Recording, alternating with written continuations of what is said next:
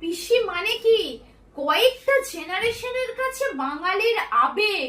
পিসি মানে তিনি, অ্যাকচুয়াল পিসি মানে পার্সোনাল কম্পিউটার। এটাই তো প্রুফ করে যে বাঙালির সাথে সায়েন্স একদম ওতপ্রোতভাবে জড়িত। যখন দলের কে পার্সোনালি তোলে তখন পিসি প্রোগ্রাম করে দেয় 25 পার্সোনাল 75 ওনার, 25 পার্সোনাল 75 ওনার, 25 পার্সোনাল 75 ওনার। এইভাবে দলের অনেক লোক যখন অনেক টাকা তুলে তখন এত হিউজ অ্যামাউন্ট কম্পিউট করা দরকার। এগুলো পিসি বলেই সম্ভব, পিসির দ্বারাই সম্ভব।